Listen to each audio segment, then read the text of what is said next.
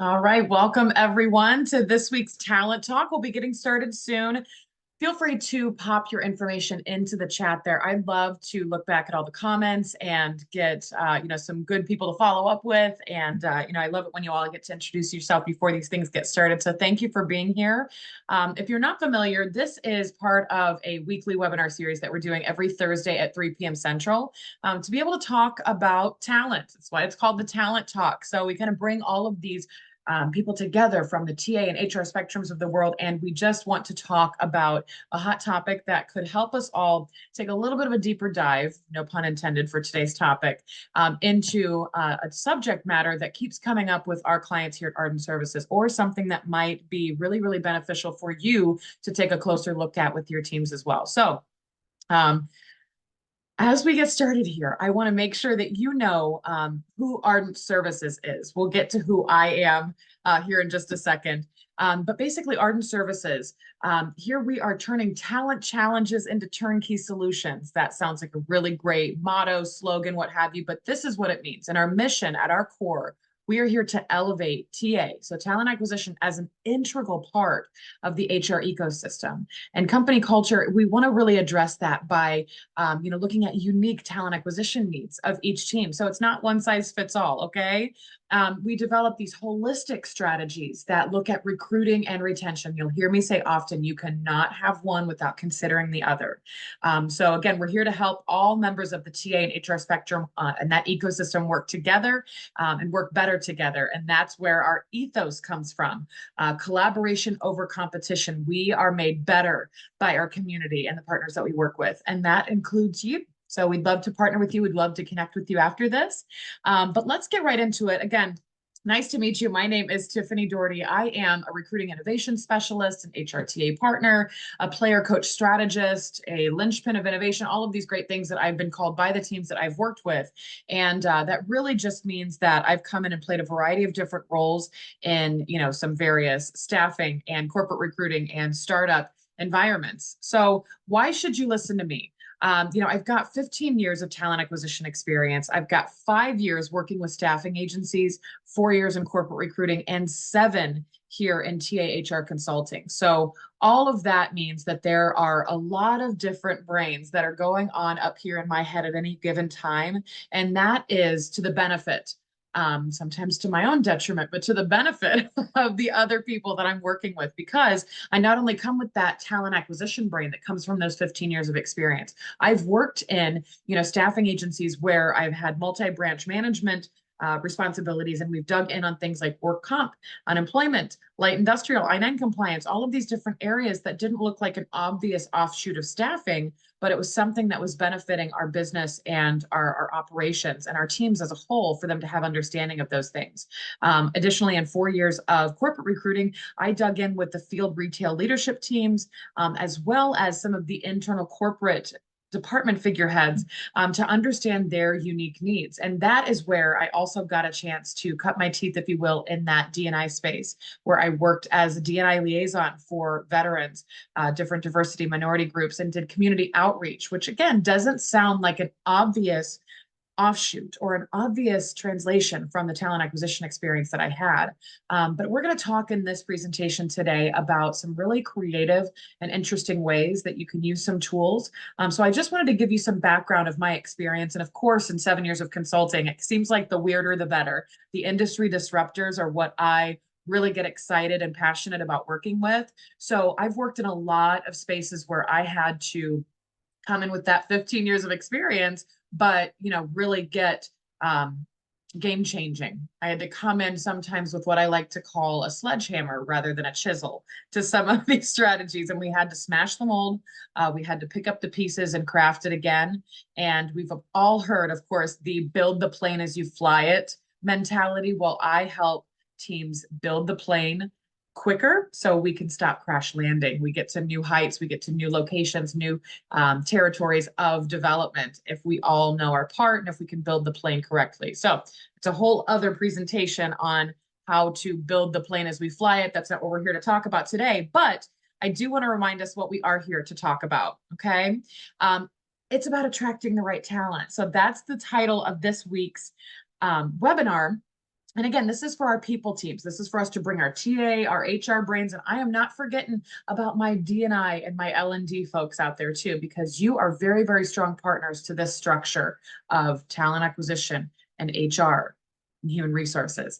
In this webinar, we are going to discuss the tactics and tools to attract the right talent, not just all the talent. And I think that all of my TA, HR, and probably D&I and L&D folks know what I mean by that. We don't want to just open the floodgates and see what comes through. We're going to be really mindful and craft a better strategy together. Okay. So an overview, what can we expect to talk about today? Okay, so we're going to first off talk about pick your pond, so to speak. That's a nice play on words to say we need to pick where we are fishing and where we are going.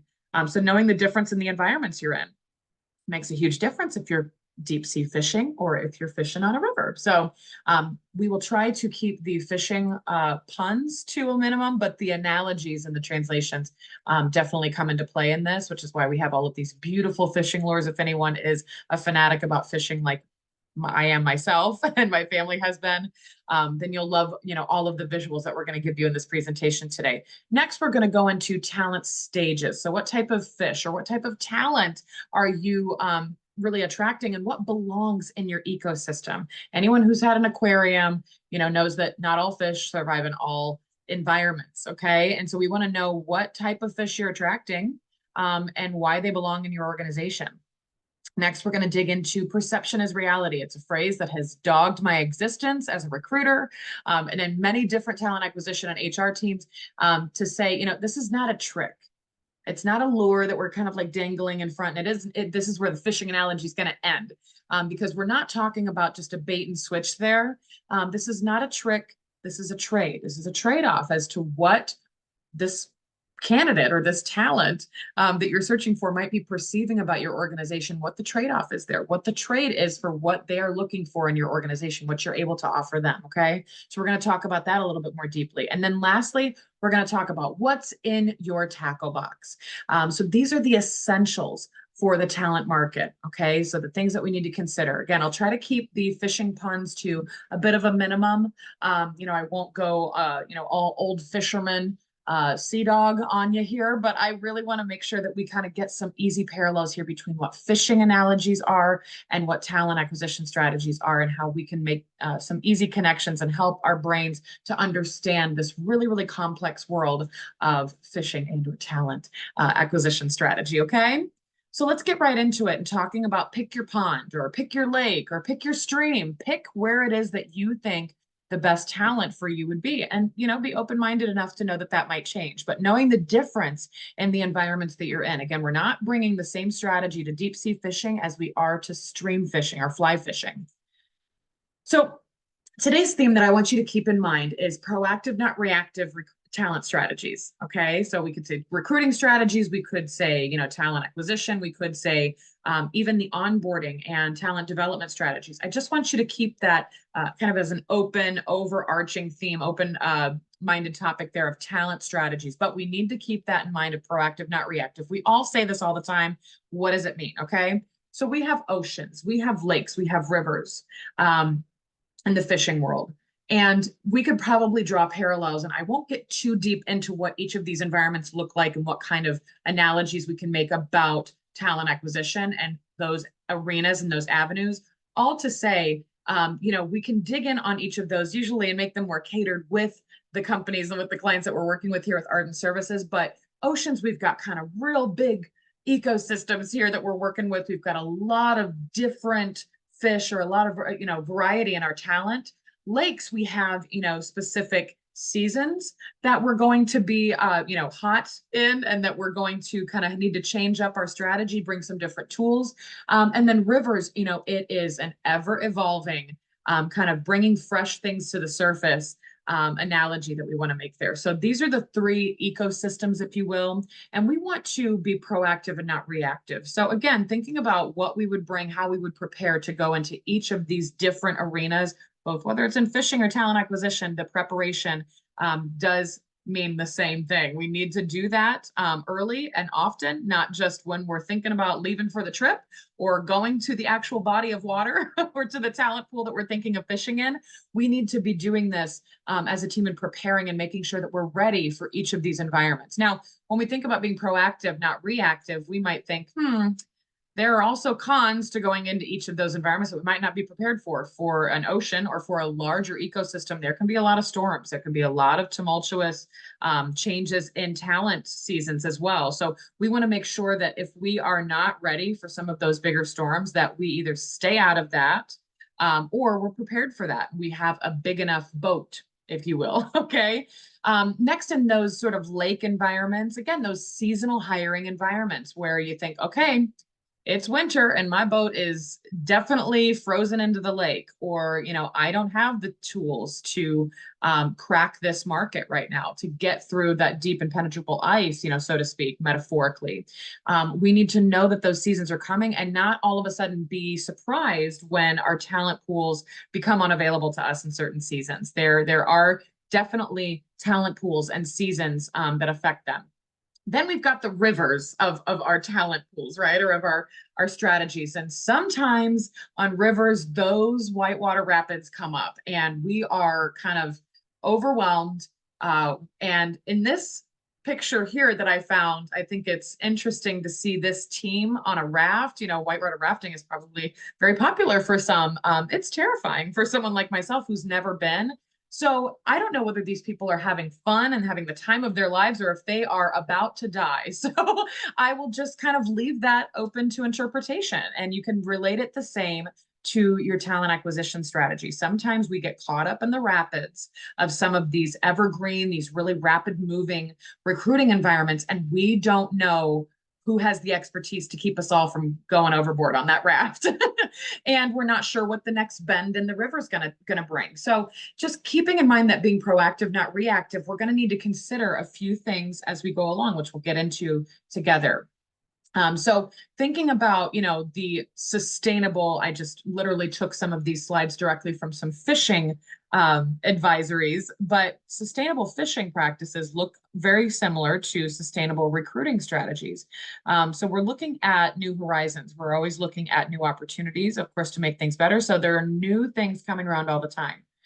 And when looking at this second opportunity or the second category of things to consider when in any of those previous environments, the big ocean, the lakes, or the rivers, we need to get out of our heads that more is always better. I worked with some senior leaders recently that said, what are we doing around this, and that, whether it be diversity or university relations or, different, specialty recruiting industries or different, networking events that we were doing.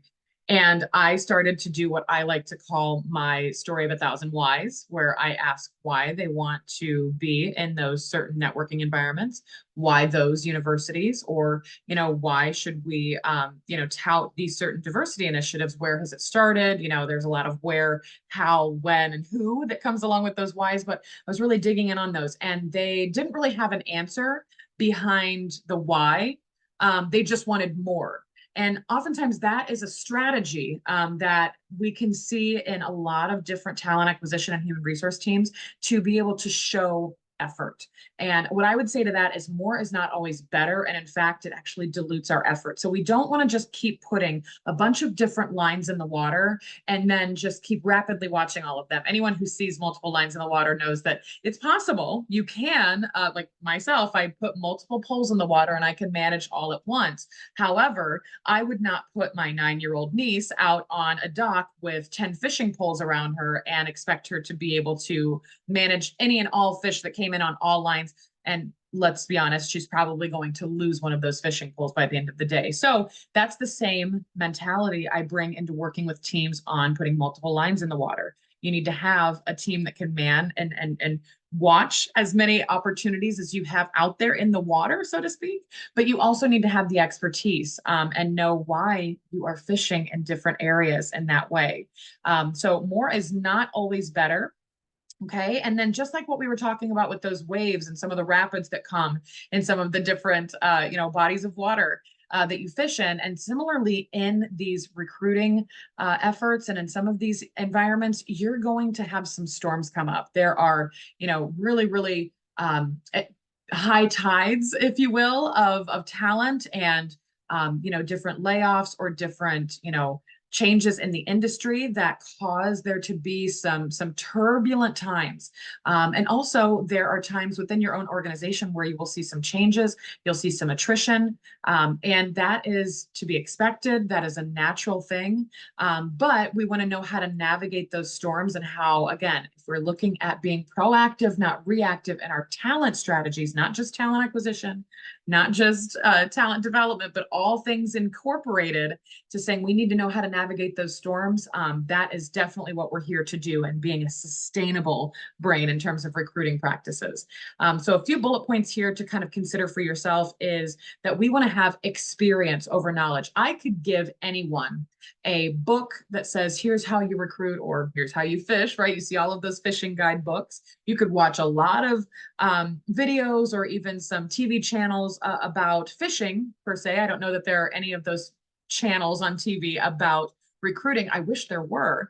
But, we want to make sure that you have experience and not just knowledge. You could probably ask ChatGPT or a lot of different AI features here what their thoughts are and what some of the strategies should be around any of these things that we're going to talk about today. But that does not equate to experience. So you want to make sure that the experience of the people fishing and of your team is going to be what you rely on more than just your knowledge. And of course, there's no substitute for knowledge. There's no substitute for asking either, making sure that you have that shared knowledge as a group.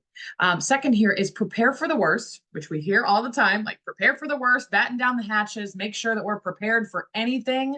But also we want to be prepared for the best. Okay, so that's why it says prepare for the worst and the best. So what is the best case scenario? What is it that we're shooting for? What do we want to have happen? And let's be really, really lofty about those goals at the beginning. Let's say we want to catch the biggest fish, or we want to catch this really rare fish, in terms of fishing analogies.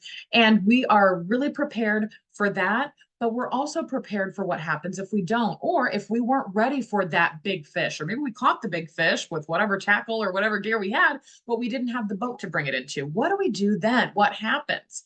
So all of these things are what we do in the preparation stage. And again, being that proactive, not reactive in our talent strategies. And so preparing for the worst and the best is the full strategy. It's not just prepare for the worst, imagine that the worst is going to happen, it's all going to be bad, and then if it's not bad, then you'll be pleasantly surprised. That is not a full strategy there. And lastly, get a guide.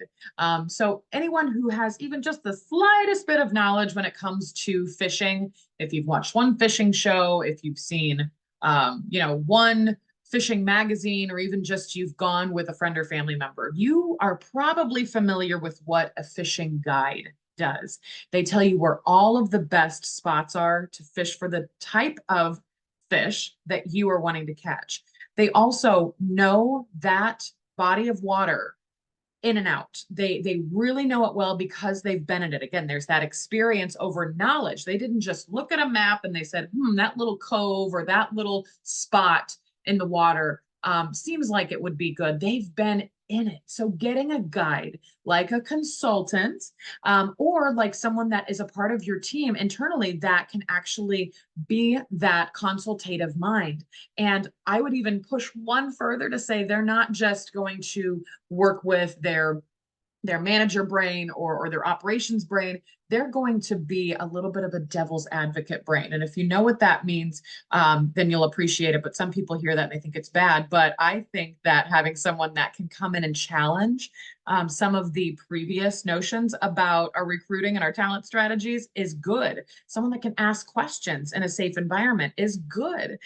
So that guide, if it's not an external partner or some sort of a consultant that can bring a network of partners like Ardent Services does, then we would encourage you to have someone that you allocate as the guide in each of these areas. You can have a guide for, those ocean environments in your talent pools. You can have a guide for, river recruiting strategies, if you will. So, how is somebody going to come in and say, hey, I've really been in these crazy high volume or, really rapid moving recruiting environments, and I'm going to show you how to really capitalize on this market. I do not think that a guide should be one person all the time in all things.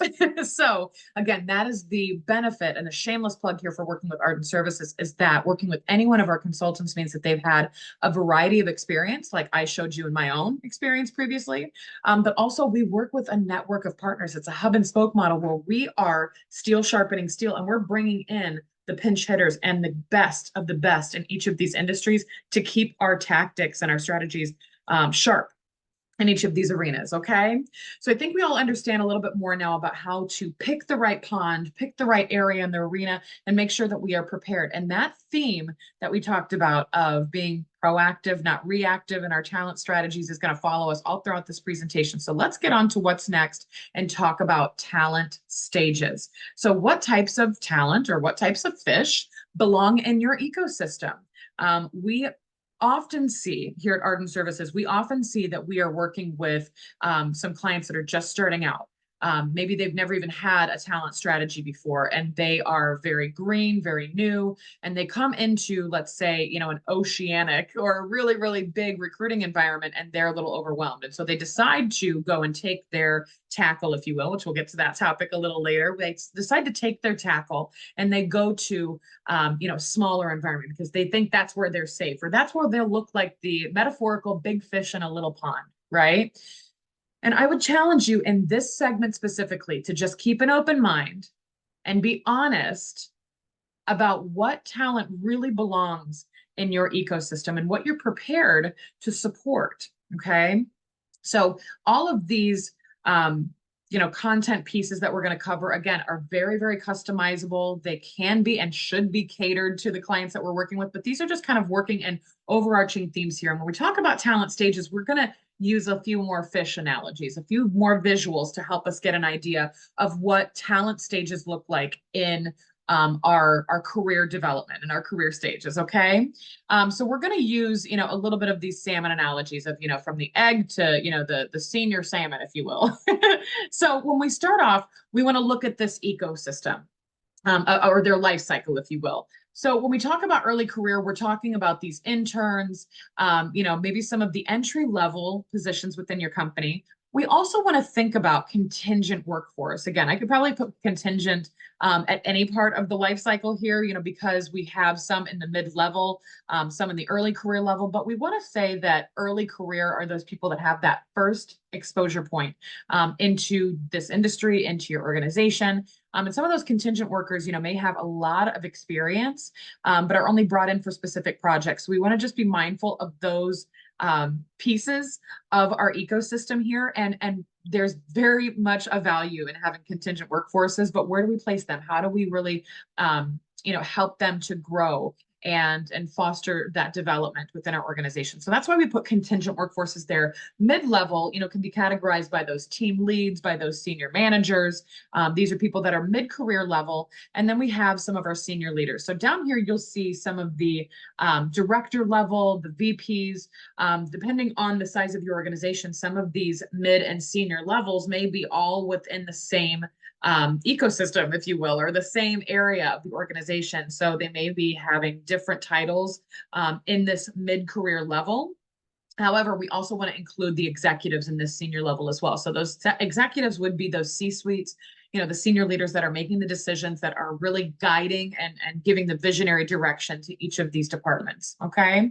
So I also put here in the center that we could kind of consider this early to mid-career level as this learning phase. And then we could think of the senior leaders as the teaching phase. But I would also challenge us to think about the juxtaposition of both of those areas of our talent ecosystem, learning and teaching from each other. It's really important that we are not putting that onus of teaching and being in a teaching phase all on our senior leaders. Okay. Again, remembering that they are the visionaries, they are often the creatives. They have to come up with the vision and the strategy and the plan to get there for each of their departments, but they also have some learning to do from and for those other early and mid-career levels. So this is a constant process that happens of learning and teaching. And there are even things, admittedly, I've learned from some of the interns at a client's company that I was working with and some of the team leads and things like that. So if I were to think that, I have all the experience and I have, this senior leader brain and I'm supposed to be the one teaching, I would have missed out on a lot of learning opportunities over the last year to really enhance that focus and that service to some of these different areas. So just a side note there, a little bit of a tangent to say that we are all in a learning and teaching phase, hopefully for the duration of our career. Okay.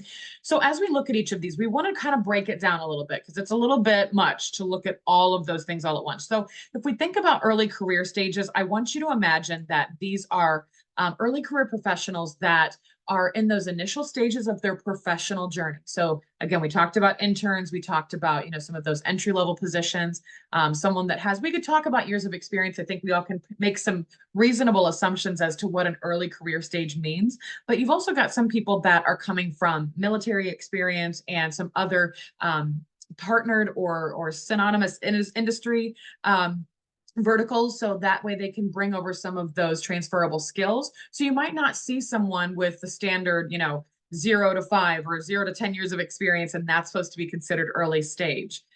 We want to just keep that open mind and thinking about early career stage to say these are the people at the beginning of their professional journey or at the beginning of their journey with your company. This phase is characterized by gaining foundational experience, developing core skills, and also, establishing their professional identity. This is so crucial when it comes to, our partners here in this early career stage. So next, things to consider would be skill development for these early career folks. We want to also help them to foster a strong sense of their professional identity and how this is going to change over the years and in different ecosystems, if you will. So if they are working with one team and then they get promoted and they work with another team, that may change. They may change what their professional identity looks and feels like to them. Also, as their life changes, like I mentioned before, military to civilian career transition is very, very, very much an early career stage to consider, but they're dealing with some of those mid and sometimes even senior career life challenges. So we need to look at professional identity to make sure that it feels right and that it's being supported and fostered in terms of growth and development in each stage. Also, really, really, really important at all stages, but especially here at these early career stages is mentorship and guidance, clear and consistent guidance. We could do a whole other presentation about the C's of clarity, consistency, and communication. We'll save that for another day, but this is what really makes the special sauce for early career folks is that clarity and consistency and the communication, that guidance that they need, and strong mentorship opportunities.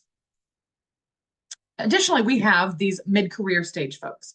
So in the mid-career stage, a mid-career professional is someone who has progressed beyond the early stages, maybe because of performance, maybe because of interest, or some of those skills that they've developed, and they have done a great job in their current role, or they have learned in another area and they want to go into another sector of the company or another segment, another vertical, if you will, to be able to develop additional experience and just become more diversified as a professional. And they have typically accumulated a significant amount of experience. They have oftentimes a deeper specialization or even an increased level of responsibility in certain areas. So they know how to do their thing. Now, I would challenge everyone to think about mid-career professionals as, again, someone that has specialization, that has that subject matter expertise, but this does not automatically mean that they are primed for leadership. That's not everybody's strong suit. That doesn't mean that just at this mid-career stage, like here we go, you're at this stage where you're going to grow into this beautiful manager and this people leader that you are meant to be. That is not everyone's career trajectory. So the end statement here, a focus on leadership and strategic contributions, is a little bit adaptable to each person.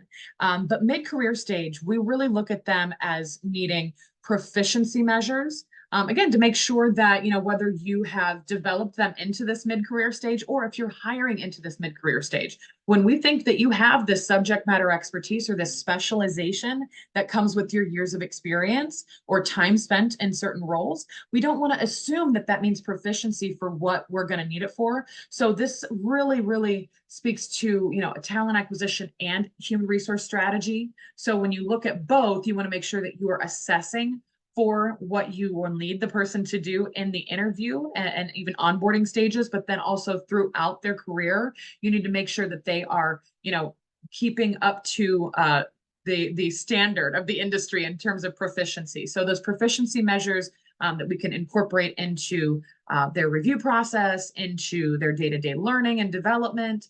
So again, I didn't forget about those learning and development folks that are part of the team and part of the spectrum as well. We want to make sure that we are offering really, really strong strategic proficiency measures that don't feel like they are always kind of inspecting and regulating and making sure to kind of test a professional at this mid-career level, because there is such a thing as overdoing it in that capacity. But when you put some specific proficiency measures in place that help them to know where they're at in comparison to other professionals in their field or in their industry or even in the company, they will know what they need to do to either change their focus or, to rise to the occasion and to be able to learn and to grow. And you want to support that in a non-threatening way. Also in this stage, we want to look at specialization and modification. So when there are people that are bringing certain levels of expertise that maybe are beyond your team or your company's capacity, maybe you hadn't thought of something, or maybe there is just not space for that yet. I see a lot of this happening in these mid-career modes where people are doing things at different companies, or they've learned so much, or there's so much access to information now that people are learning on their own and wanting to bring that into the teams and maybe just not really having a place for it. This is also one of the number one reasons that people leave an organization, particularly at this mid-career stage. So we want to make sure that there is a specialization and modification. And again, if we cannot offer that, we need to be aware of that and upfront about that. And we don't want that conversation to start happening in the review times and with an employee consistently hearing at that mid-career level that there's not a space for them or for their expertise, or that there's no room to grow, or that there's no open-mindedness and opportunity for them to bring more to the table. Okay. So that's why at this area, at this mid-career level, we really, really need to have a laser focus on specialization and modifications. Lastly, we want to think about strategic contributions. Again, not everyone is created equal in the mid-career stage. Not everyone is the same. We don't want, stamp and repeat employees. We don't want them all to look like the same. They're not drones or robots. We want to be able to highlight and expand on specific key points and expertise that people are bringing to the table. So these strategic contributions can look very different. Some people are not all comfortable in, being able to spearhead their own initiatives, but we should be able to focus on what they bring to the table and what strategic contributions we can pull out from an employee, again, who's been developed to this stage, or a candidate that's being hired into these mid-career level positions in your organization. Okay. I know we're sharing a lot of information. Please feel free to pop any questions into the comment section, and we will get to those later. But senior career level. So these are the career professionals who have reached the upper echelons, okay? And that does not have to take a super long period of time, especially in smaller organizations, but they are, at this specific career trajectory that is characterized by extensive experience. Some may argue that my senior career level is, with 15 years of experience, is not that upper echelon. It's not that much of an upper echelon. However, it's significant expertise. It's an intentional strategy on my part to make sure that I got a breadth of experience, that I got the variety, that I went into different areas to get that. However, there is still very much, and I hope always, a need for me to have a variety of support structures in place, which we'll talk about a little bit later, so that way we do not unnecessarily topple this structure by putting too much pressure on the senior career level folks.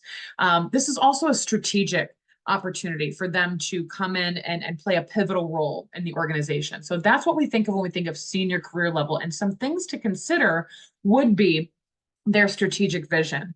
Oftentimes when you have this much expertise and when you have someone with this specific subject matter expertise, you want to make sure that you are extrapolating that information, which I mean, getting that information from their head out into a tangible product for the team and the company to digest.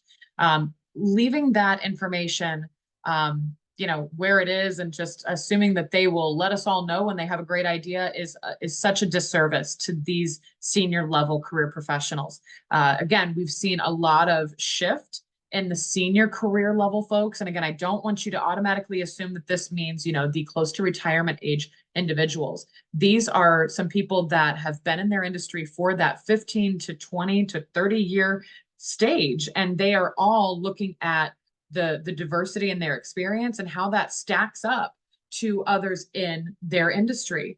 So to think that they have nothing good to say or nothing good to offer because it's already been offered anyways, or it's all out there, or AI can just tell you everything you want to know anyways, is such a short-sighted mentality that senior career professionals often have. I hear it all the time.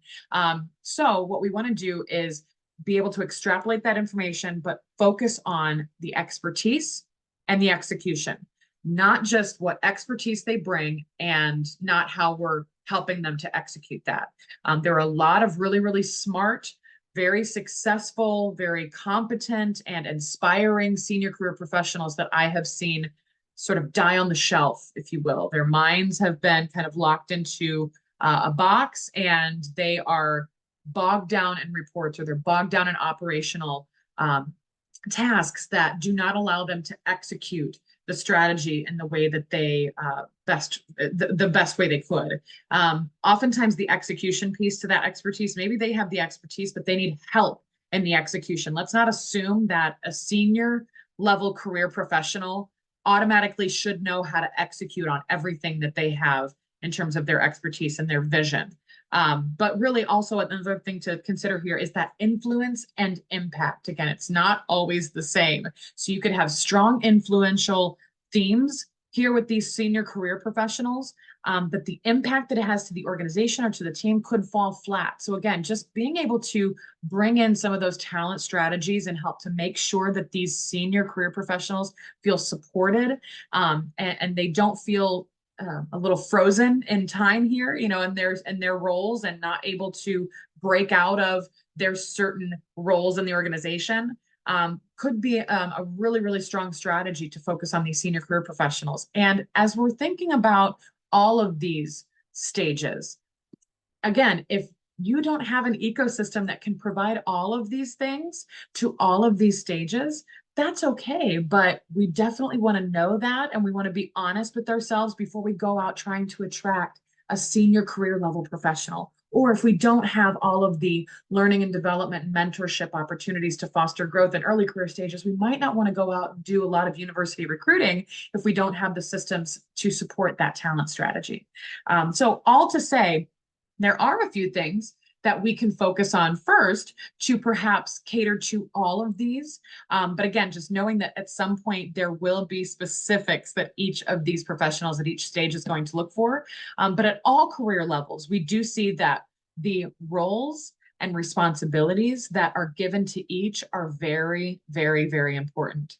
Again, that clarity is so crucial for early career, but it makes the difference in your talent acquisition strategies. And I would even push one further to say all HR strategies start with roles and responsibilities, and they will continue to come back to those. So your roles and responsibilities for each of these career stages matter, and you need to look at them very, very closely before you decide to go out and attract different levels of talent. Next is that financial stability and benefits. We saw this come about in a lot more of the mid-career stages. And when I say we, I mean that both in my experience and the experience of a group of recruiters that I have been polling for this information. I've had a long career in recruiting, as you've seen, but I also use a lot of different tools around, some crowdsourcing from some information, but also some different reports and things like that we keep up to date on. And financial stability and benefits is one of the biggest challenges for mid-career professionals because of so much of the life changes that happen around in that time, but also because of the competition in the market. So it's not always just, well, if we hired this type of person that was just willing to accept a lower pay or wasn't as focused on benefits, then we would be okay. And we just need to find that person. No, you'll find that person, and then they will take their expertise and go to the next person that can offer the financial stability and benefits, because there is such a hot market in a lot of these industries right now. And there's a lot more competition, a lot more access to information, and there's a lot more to tempt, if you will, to tempt your talent to go elsewhere if they wanted to. So that's not always the thing that will keep them, but financial stability and benefits is not just something that we can peg on the mid-career professional and forget that that is still just as important early career and, of course, senior level career stages as well. Rewards and recognition. This is also something that at all career levels we need to be considering, because rewards and recognition do not look, nor should they look, the same at each stage, but they also are not the same, and they don't have the same merit to each person. What I mean by that is when you say, what's fair is doing the same thing for everyone all at once. And, if you do for one, you do for all. That is not what rewards and recognition look like. So again, these are definitely highly customizable and should be catered to your organization. But I will say for the time being that in order to consider this as a career level strategy and something that they really need in terms of support, you might want to just start by asking what your employees at all career levels, what they want and how they feel best supported in terms of rewards and recognition. That could be really illuminating. So starting there is probably always going to be my best recommendation for that stage. Also, networking and relationships. This is important at all stages, and this needs to start early. I've worked with some intern groups that have done really well and taken like a fish to water, if you will. Again, I'm sorry, I'm going to keep going with some of the fishing puns here, but they've taken to it very, very well in terms of these networking opportunities. They are ready to get out there and to meet people and to build those relationships. We've also talked a little bit more at the mid-career level, how those relationships change and how you need certain archetypes and certain relationships and support structures in that stage of your career. Learning and development, professional development is always going to be important for all of these career levels. Also, work-life integration. How are you balancing or offering opportunities for the employees and for this talent to balance these things in their own way? These are questions that get asked in the interview process. And I would say probably 5 out of 7 interviews ask, what does the culture look like? They're asking about what the work-life balance would be. What does the team structure look like? They're asking about that work-life integration would look like. How much work is going to be on their plate? How much life room are they going to have in each of their days? So it's very, very important to be mindful of that at all levels, not just in certain areas where there's a lot being expected of each of these individuals. And then you think about their work-life balance as something that they should be focused on. We want to make sure that at all stages of talent, we are considering how they are accurately able to appropriate their work-life integration, how they're able to do that realistically, not just, again, an afterthought of the workload that you're expecting of them and the bandwidth that you've allocated them. Lastly here, succession planning. We could talk about this a little bit more at the senior career level. But of course, as we all kind of understand that it's going to be important at all levels of a career to think about succession planning. So you want to encourage the individual to start thinking about where they would go next, or who might be coming behind them, who they would nominate for their position, who they would like to work with as a peer-to-peer relationship, so that way they can have some opportunities to learn from each other. This happens all the way up to the senior level, even those executive C-suites. They need to have that sort of succession planning mind to say, if I were not here, how does this process or this team or this vision that I have sustain? I say that in every partnership that I've had with every client. If I leave, somebody should be able to have my brain. I should have sustainable strategies in place. And that is what succession planning looks like for individuals in an organization. And when you bring them in, you need to have a very clear process as to how they can come in, move and shake and grow and expand and elevate themselves to success and succession planning there. So all making sense so far? Good, great. So what does this look like in the real world? We've been talking a lot about fish and particularly about salmon and how they grow and from an egg to all the way to the, spawning salmon stage, senior salmon, right? But in real life, this looks like junior to senior team member pairing. This is one of the best ways that you can put this into practice in the real world in your company. Also, talent engagement plans, starting with them early and often, are a beautiful way to watch your ecosystem grow and develop. Additionally, these university relations are always going to be important, but how and when you do them is important. I would say not just to go to a university when you need their students and when you want to be the top company that they recommend their students from a specific program to go into. You want to make sure that those relationships make sense over time and that there is a mutual respect and understanding there.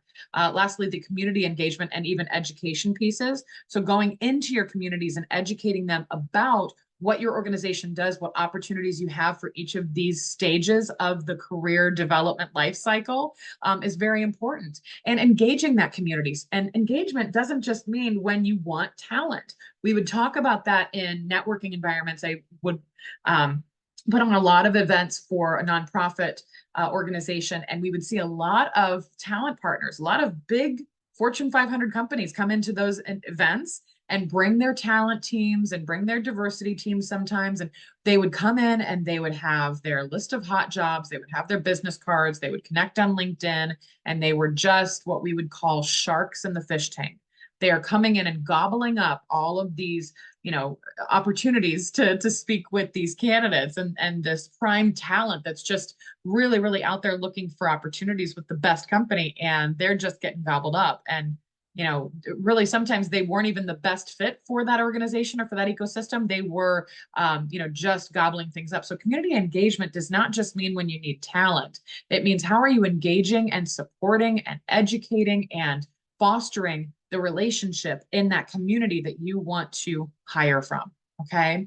Again, a lot of great things that we could talk about here. I could get so off on a tangent because I love talking about all of these things mentioned, but these are just a few ways of which you can bring some of these strategies that we've talked about in that early, mid, and senior career level talent stages into real life practice with your teams. Moving right along here, we're going to talk about perception is reality. Okay. I hated this phrase so much because we would have, candidate experiences coming in all across the map, and we would have, some processes that were unclear with the hiring manager. We would have even, in staffing, we would have a variety of different, priorities come through even in a week or even in a day from our sales teams. And so talking about perception as reality strikes a chord with me, but I understand it much more fully now because I know that this is not a trick. It's a trade. So when you talk about a perception as reality, whatever a candidate or whatever the employee or whatever talent is perceiving in their head is reality. So if we're thinking about a fish, they're looking at a lure, they're thinking that's a meal. They are looking at that as clear as day. It is shining and it's moving and it's, catching their eye the same as something that is attractive to them, something that they want. And so they're going to go after it. And when they get to it, we don't, again, in our talent strategies, we're not going to look at these as a bait and switch mentality. We're going to look at these as a trade. Okay. So it's not a trick. We're not trying to shine a flashy object in front of somebody's face and try to get them to come over here and talk to us and then disappoint them. Right. That's not a great talent strategy. But when we're looking at this being a trade, what is it that we're offering? So we're saying, hey, candidate, hey, talent, come to us from all four corners of this ocean. We want to have this candidate come to us, and we are out there fishing with our best equipment to say, come to us, and here's what we're going to offer you. Okay. So in talking about the trade, we need to think about some categories of the talent fishing process. Okay. First off, it's the advertisement. What are we putting out there? What are we saying? So again, those roles and responsibilities that I said were important to all stages of career development or all of those career stages. We need to think about what we're putting out there, what things we are putting out there into the ecosystem and what kind of lures we're fishing with, right? Next, it's the agreement. Okay. So when we get talent, we're thinking about, okay, we are agreeing to this, you are agreeing to that. How can we come together and make sure that this is mutually beneficial? It's not just how are we gobbling you up in the ocean? How are we, just getting all these fish into the boat and then we'll decide what to do with them later? That is not the point here in this agreement. Also, the achievement. So how are we achieving our hiring numbers and our goals as an organization? And how are you achieving what is important to you as an individual? So those achievement markers are very important as well. If we have advertisements and agreements with no achievement, we might as well just have a giant fishing boat, so to speak, with talent and all of this talent in the way of fish, if we're talking about fishing analogies, and we're just going to be filled to the brim with fish that we cannot possibly process. We cannot possibly absorb into our ecosystems, okay? So advertisement, agreement, and achievement. If anyone knows, I love a good turn of phrase and some of those AAA, SSS, CCC, all of these different, categories for which we can really look at this process. So our advertisements, our agreements with our talent, and our achievement when it comes to talent is really, really important in these stages. We need to consider the key players when it comes to this perception versus reality. Okay. Perception is reality when it comes to the individual. What they want to see is oftentimes what they see, which is why we see a lot of people, especially at early and mid-career stages, even I would say senior career stages as well, all career stages, coming in with what they think and what they have an idea of, what their perception of is in their mind about what they're looking for in this company. They can go all the way to the offer stage. They can get all the way into the organization and then realize they've made a huge mistake. It happens all the time. It happens to the best of us. Let's not beat the individual up for this. Let's not even point fingers and blame the organization or the team. Let's just say that this was a problem with the advertisement, the agreement, or the achievement. Okay, those three areas were off in some way, and we were not considering the individual as a key player in this talent acquisition fishing process. Okay. Next, we need to consider the team. If you've ever worked with a team that doesn't think they need any new people whatsoever at all, or they weren't prepared for a new team member, you will see how the team sometimes gets lost in the shuffle of the consideration of these key players here. So when we're putting out an advertisement and it does not mirror at all what actually goes on in the team environment, that is a misstep, and it's going to affect the agreements. It's going to affect the achievement of this whole process. Okay. Lastly, we need to consider the company. So the company itself being a key player seems like a given, right? We need to consider that the company wants to hire new people, but what often gets forgotten is that companies oftentimes can change on a dime, especially in working in consulting for the last 7 years. Even in my corporate recruiting roles, I was faced with a lot of change management. So when we forget that the company has very, very different initiatives than sometimes the team or the individual, we can be a little off and a little deceptive in the announcements or the agreements or the achievements of these stages. So we want to just consider all players. And again, a good talent strategy. And if you remember our theme, what was it? Being proactive, not reactive. We don't want to be reactive to the company's initiatives. We don't want to be reactive to what the team says or reactive to what the individual that's in the talent process says. And this is what they want, so we're reacting to it. We want to be proactive in all of these things. So we need to consider all. We need to make sure that everyone is being considered equally in this process. And then again, if we just think about the advertisements that we're making, the agreements that we're making, and the achievements, it's really going to make a difference all throughout this process. If we can consider all three of these key players and consider the advertisements, the agreements, and the achievements that we're making, we're going to find a way for all of those to work well together, instead of just focusing on the individual only or what the team needs only and not what the individual is bringing and what the company might be needing, but not what the team said they wanted and not what the individual was thinking they would bring at all. And then they come in and, it's just, you can see how the mess can get created here, right? So to move on here and just kind of bring us to a final content block here and personally, one of my favorites is talking about what's in your tackle box. So how are we attracting the right talent if we don't even have a tackle box, so to speak? So we need the essentials. I have had a variety of tackle boxes, both for fishing and for my talent strategies across my career. Okay. I have had to restock some of those. I've had to take out some of these really weird things and these weird tools and objects that I thought would be useful, both for fishing, real life, literal fishing, and also for these talent strategies. So when we think about our talent market, and we combine all the knowledge that we've talked about so far, how we are picking our pond or we're picking our body of water that we're going to go fish in, and we're going to, have the right guide and the right expertise, and we're considering which fish to bring into our ecosystem. And we're also considering, the perception and, what we're trading off in those agreements, and the achievements that we're making with our employees and our team and our company. We want to make sure that we are prepared for all variables. Okay. So when we're talking about the tackle that we're bringing, I want you to look at this picture and think about a proactive, not a reactive talent strategy. And so I want to pose a question to you of how would you say, if you were prepared in all these other areas and you thought you had the right, way to go to the market, you had the right talent pool, you had the right idea of what kind of fish you were fishing for, you had the right, advertisement and the right agreements and the right achievements all set up, and you're all ready, and you get out there and you hit this market. And this metaphor, this analogy that we're going to make here is that there are a lot of fishing boats in the same body of water as you would like to pull from. And you're thinking, well, that just made things a little bit more challenging.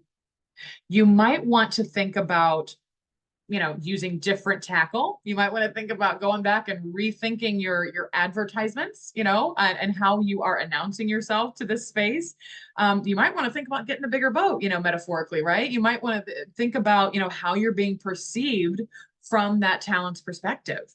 But coming into this and then just saying, oops, I did not think about how many other boats or how many other companies were fishing for the same type of talent is something that happens all the time, if I'm being honest.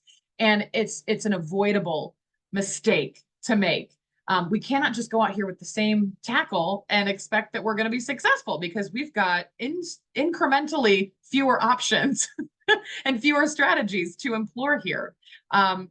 Next is, what if you were to put everything out there and you've got way more talent than you anticipated? You've got a lot of variety and you've got to sift through. You're like, what is this? How is that? Maybe we could use this one for that. And maybe if you do not have the right tools in your tackle, so to speak, your recruiting or your talent tackle box, again, keeping in mind that I don't mean to just say recruiting is the only talent strategy that's at play here. We're thinking about talent acquisition and human resources and learning and development and diversity and inclusion. We're thinking about all these things in the talent acquisition, human resources, people team spectrum.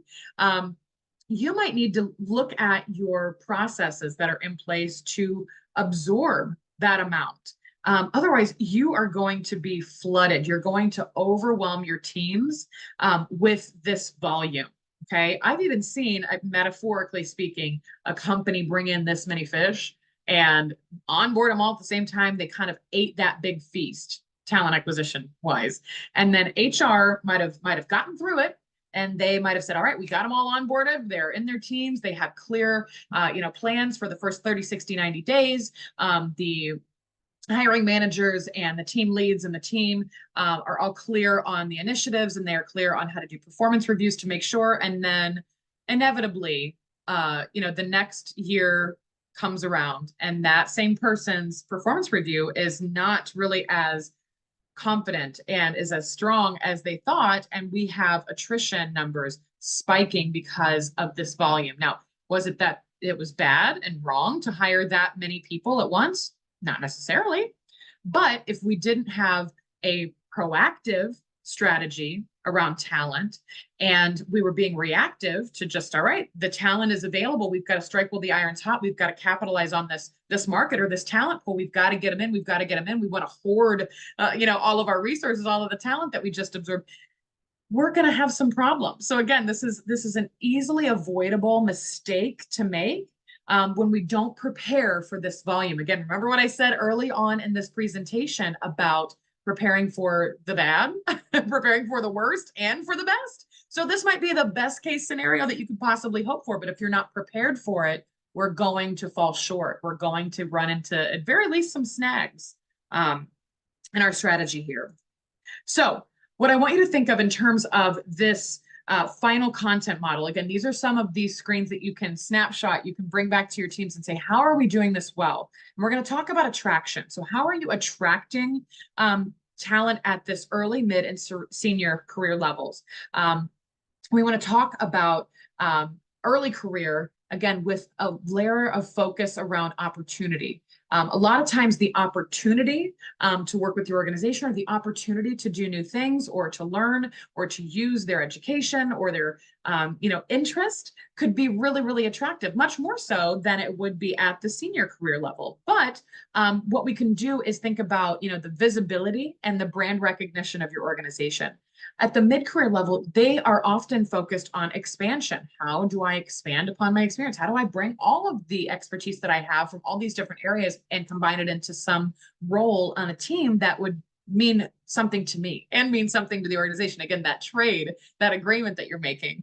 So the value alignment has to be really, really strong for the mid-career level professionals to be attracted to what you're offering there. Also, you have to have really, really specific, refined sourcing tools. Otherwise, at the mid-career level, especially at the mid-career level, you're going to get flooded at times, and you're going to have an overwhelming amount of talent, or different candidate archetypes or talent challenges that you're not going to know really how to navigate without the right tools. Finally, here at the senior level, that relationship-based talent attraction is so important. Oftentimes at the senior and even the mid to senior levels, we see that it is not about how many jobs they apply to, it's about the networking and about the who you know, not what you know. You hear that a lot at this mid to senior level, and especially at senior level, it's oftentimes somebody knows someone you trust and knows the market and knows this space, knows someone who's going to be the right fit. Oftentimes in senior career levels, this is where referrals can be really, really strong or really, really disastrous. So you need to be really, really clear on what your relationship-based attraction models are. And we are focused on an area of influence. Okay, so what is the influence that you're looking to bring into your organization? Okay, so again, networking and subject matter expertise can really be beneficial as a guide, as a member of that fishing guide to attract the right talent through all of these areas, but especially there at that senior career level.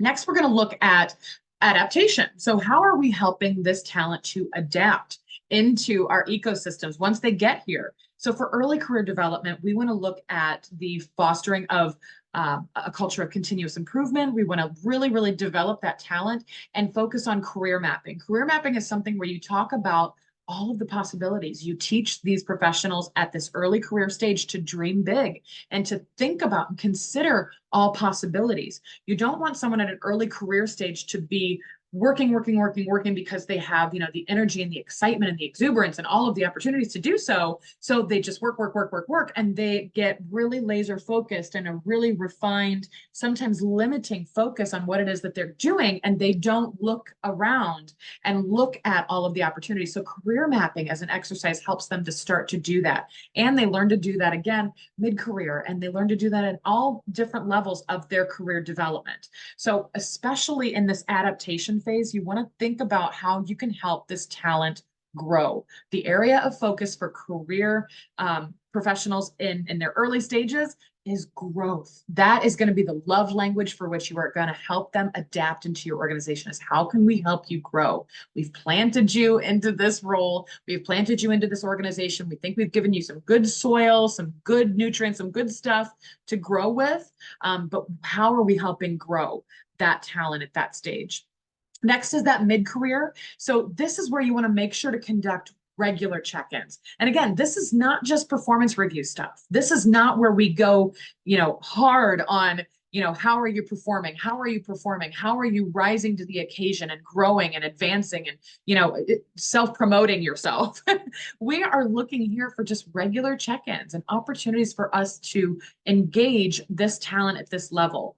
This is where Our diversity and inclusion and our learning and development folks will probably back me up when I say an engaged talent or an engaged employee at this level is going to be really, really, really high performing. And it's not necessarily like the high performing individuals are highly engaged. It means when you engage your talent, they perform better and they are happier and they are more fulfilled. So conducting regular check-ins and giving them opportunities to just use their voice, both in public and anonymous ways, equals such great success and really helps with the adaptation where we adapt and we promote that growth and development. So the internal mobility is going to be important, the succession planning and support. At mid-career level, I want you to remember that these are the professionals that are quite often pushed into those managerial roles, whether that is their best strong suit or not professionally. So we want to make sure that they are not always expected to perform well, get promoted, manage others. That is not everyone's career path. But succession planning is important. And remember what we talked about with succession planning is that it doesn't always mean success, move out, replace yourself. Success, move out, replace yourself. Move up, move up, move up. We want to look at succession planning being who do you want to work with? Who do you want to learn from? Also, how do we offer you support so that way you don't have such an overwhelming responsibility to do everything yourself and to do everything right. So that support structure can be benefited by saying, hey, we have some planning around your success, around what it looks like for you to be successful. Maybe if you want to stay in this role, that's perfectly fine. But again, what can we implement to make sure that you feel supported? Again, that really strong area of focus around support when it comes to how to grow and develop these individuals at mid-career. And then finally here at senior level, we want to encourage creativity. And what I mean by this is that there is a lot of stagnation that can start to happen, even in that later to mid-senior level. We can get into the senior career level and we can just become very, very comfortable, and it can get into such a routine and such a pattern. So encouraging creativity is not a push for someone to do something that they're not comfortable with, but it is an opportunity for us to ask them what they think, so that way it challenges that thought leadership.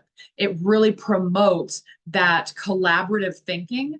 And again, remembering that the learning and the teaching phase is throughout, we might be encouraging them to assist other members in the earlier mid-career stages to grow. And that helps them to spark creativity. Anyone who knows anything about, development, professional or personal, knows that you learn more, way, way more when you teach it. So encouraging them to be creative in ways that they're passing their information along and they are imparting that wisdom and that knowledge and learning and their expertise onto others would be really, really helpful. And then also at the senior career level, we're going to talk about offering adaptive work models, again, with their area of focus being on the company and what the company can do for them and what they can do for the company. This is what they want to think about in how they're adapting. And they're really oftentimes strategic, big mind, big picture focused people. So we want to keep that area of focus there so that way we can help them be clear on how we're going to help them in adapting and growing with the company, and that what they bring to the table is very valued and valuable and supportive to this structure here. All right. Last but not least, we have allocation. So how are we allocating the appropriate resources, and what is sometimes most important at which stage? I'm sure we could argue that all of these areas of focus could be important at all stages, but just go with me for a minute. Early stage, we want to really focus in on mentorship. If they don't get it early, then they're probably not going to understand the reason for it or the value in it by the time they get to their senior career level. And also that partnering and shadowing opportunities, kind of understanding that they have a partner and someone that is looking out for them, is taking them under their wing. That really can be a really beautiful learning and growth period in the early stages. If you force someone into partnering and shadowing opportunities at their mid or senior career level, they are probably going to look at you like you're crazy or how dare you?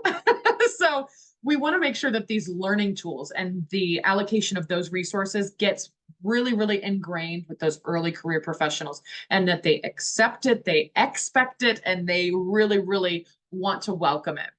Mid-career level, slightly different. we want to offer that variety of work models. So again, it's not one size fit all for any of our TA strategies that we're talking about through Ardent Services. It is not just one size fits all for every single role and responsibility. We need to be really clear about what it is and what our expectations are, but we need to offer variety. We've seen this change the most in terms of hybrid and remote work models through the pandemic and now continuing. But it's really been important to individually cater those career plans and those work models. So this is really important when you're thinking about what resources can I allocate at this mid-career level for my workforce and for my talent strategies. Again, bearing in mind that we're going to go all the way back to, what our talent strategy is in terms of recruiting and how that relates to our talent strategies in terms of retention. Remember, you can't consider one without the other. But appropriate incentives for this mid-career level is important. Again, we do not want to automatically assume that everyone is incentivized by succeed, promote, succeed, promote, succeed. Just keep moving up the corporate ladder, and that's going to be great for everyone. That is not an appropriate incentive. So also, in terms of performance, we want to make sure that there is a catered plan to appropriately incentivize them to do the right thing and the thing that is right for them and for the organization.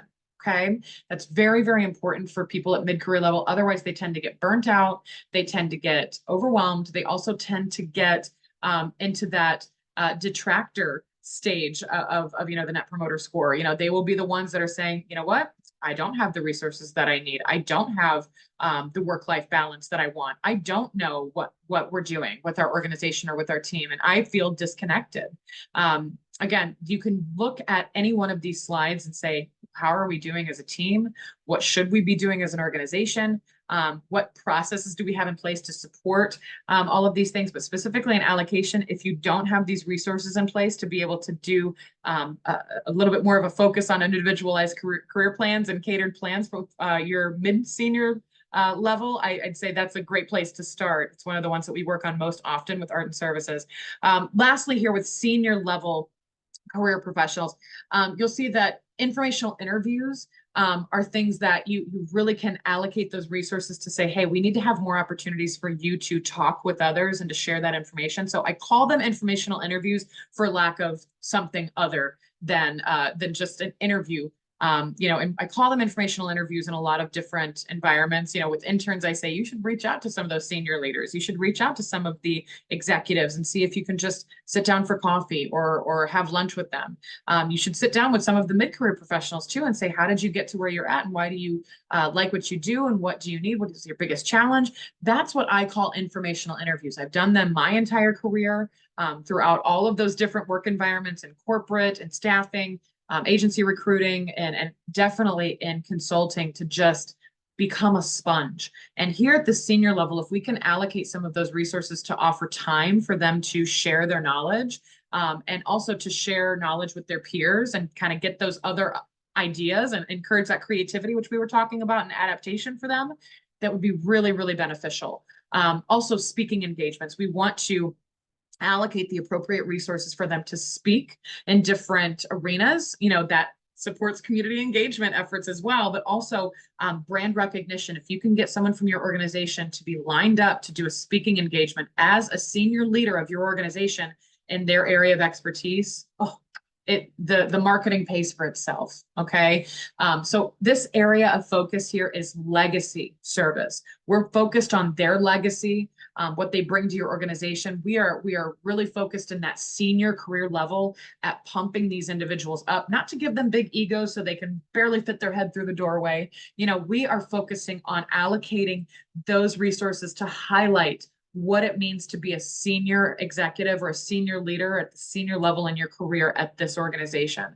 That would be the best use of these resources that you could allocate here for these individuals, amongst many others. They're all important to all, but just for the sake of time, I just wanted to highlight those things. So that is attracting the right talent. That is all that I can give you today in sort of a general sense as to how to attract the right talent, or as we said, fishing with the right lure. There is just so many, there are so many different fishing puns and analogies that I could make. And of course, my father and my grandfather's voices are in the back of my head, with all of their great advice on fishing and otherwise life and otherwise to share with you. But that is again for another day.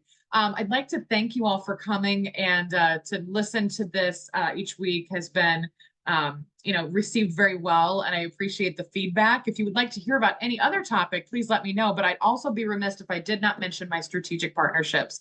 With Ardent Services, we find that they do a lot for our partners that we can't nor will not be the best at doing. So, in working with our partners and our network of partners, they are finding untapped markets and they're expert guides, those fishing guides that we were talking about. So, to take their expertise and impart it to us here at Ardent Services, we are eternally grateful for, but we would love to connect them directly with you.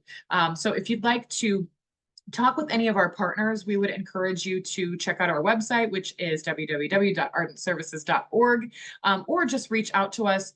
We can talk more about, all of the different services that they offer in terms of talent development, employee engagement, inclusive culture, bias reduction, with those employee engagement surveys and things like that.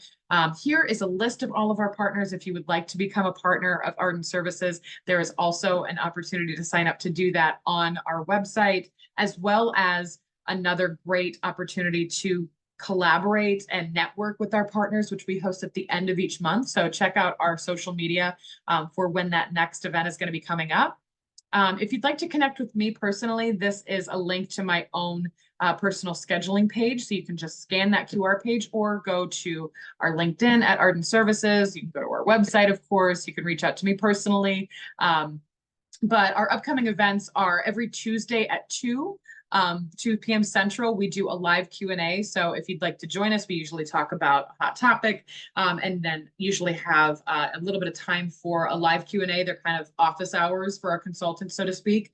But we also have more talent talks scheduled usually every Thursday at 3 p.m. Central. We have weekly newsletters. We are going to have some upcoming events with guest speakers and panels and group discussions, which we can't wait to do. If you would like to be a part of any of these talent talks or any of these upcoming events, please feel free to reach out to me. And I appreciate everyone for sticking around today and for sharing in this talent talk. Likes and shares are, of course, appreciated. And you can drop any questions into the comment section if you're watching this on a recording later, which will be shared out on our social media as well. But again, thank you so much to everyone who attended today. And we'll look forward to seeing you all again soon.